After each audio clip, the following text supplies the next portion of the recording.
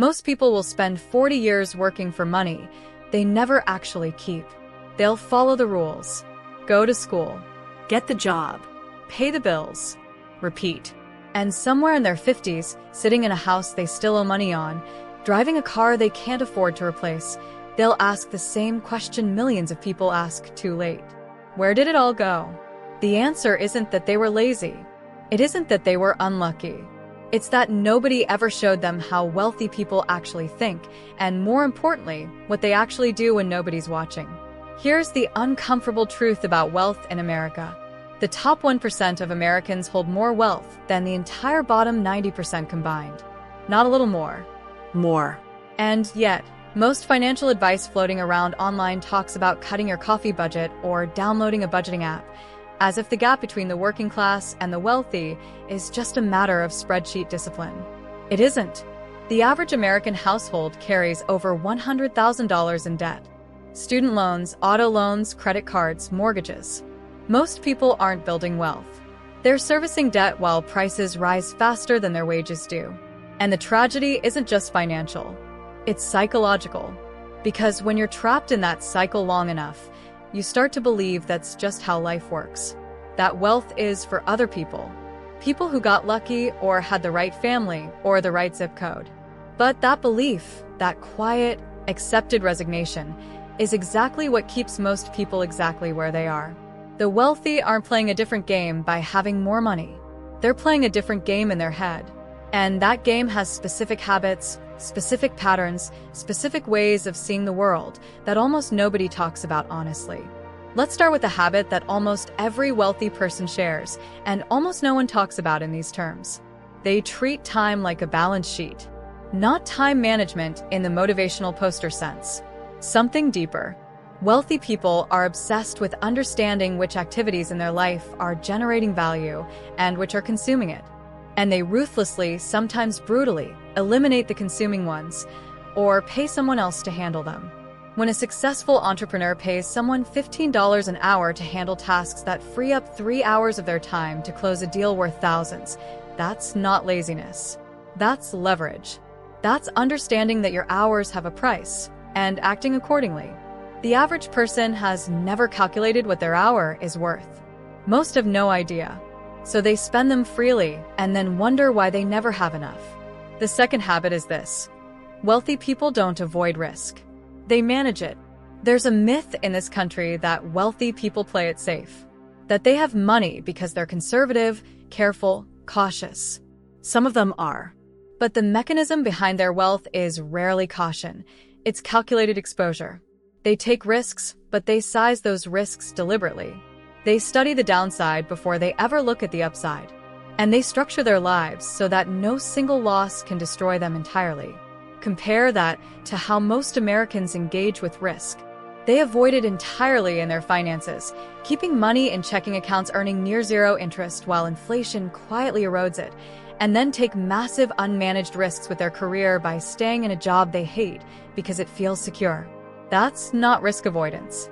That's risk mismanagement. The third habit is the one that makes people uncomfortable to hear. Wealthy people almost never buy things to impress other people. The data on this is staggering. Thomas Stanley spent decades studying American millionaires and found that the majority of them drive ordinary cars, live in modest neighborhoods relative to their net worth, and buy their suits off the rack. They don't need the external signal of wealth because their internal measure of success isn't social approval. It's net worth. It's freedom. It's options. The person driving a $90,000 lease in a middle-class suburb is more often performing wealth than possessing it. And that performance, those payments, that insurance, that depreciation, is one of the most reliable pipelines draining money from the middle class directly into the pockets of manufacturers, dealers, and lenders.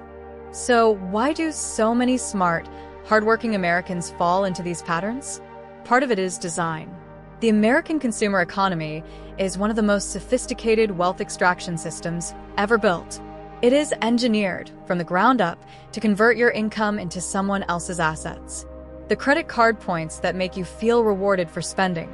The buy now, pay later buttons embedded into every checkout screen. The algorithm that shows you what your neighbors just bought. These aren't accidents.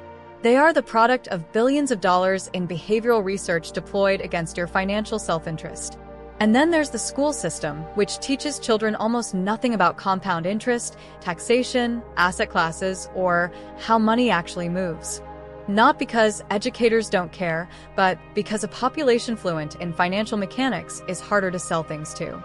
The result is a country where the majority of people are financially literate enough to earn money, but not literate enough to keep it. They know how to work. They don't know how money works. And there's something even deeper underneath all of this: identity. Most people in this country unconsciously identify as a consumer, not an owner. They see money as something you earn and spend. The wealthy see money as something you deploy. That single shift in identity changes everything: how you spend your weekends, who you spend time with, what you read, what questions you ask, what you tolerate. None of this means the system is impossible to beat. It means you have to be deliberate in ways most people never are. The first shift is the hardest. Stop measuring your success by what you have and start measuring it by what you own, free and clear. A car in your driveway isn't wealth if you owe money on it. A house isn't an asset if the bank owns the majority of it. Clarity about what you actually own versus what you owe is the foundation of everything. The second shift is to start buying time before you buy things. Every dollar you spend should be evaluated against one question: does this make me more free or less free over time? A gym membership might make you more productive. A new phone on installment plans makes you less free. Learn to feel that difference viscerally, not just intellectually. The third shift is to invest in your financial education the way you'd invest in a professional certification. Not YouTube thumbnails. Not get-rich-quick courses. Read the actual books: The Millionaire Next Door, The Psychology of Money, I Will Teach You to Be Rich. Understand index funds. Understand how the tax code treats different types of income differently. This knowledge is freely available. Most people just never go looking for it because nobody told them it mattered. And finally, surround yourself with people who talk about building things, not just people who talk about buying things. Your environment shapes your financial behavior more than any app, any advisor, or any budget template ever will. Here's the line most people never hear: wealth isn't a destination. It's a practice. It's a set of decisions made quietly, consistently, over years, decisions that mostly look boring from the outside. The millionaire who woke up this morning probably didn't do anything dramatic. They didn't close a massive deal or win the lottery. They probably read something, declined something they couldn't afford, invested in something they won't touch for a decade, and went to bed without spending money on something they didn't need. That's it. That's the secret. Hidden in plain sight, available to anyone willing to choose it. The real question isn't whether you can build wealth. The question is whether you'll choose the habits that lead there, even when nobody's watching, even when it's uncomfortable, even when everyone around you is doing the opposite. That choice is yours. And it starts now.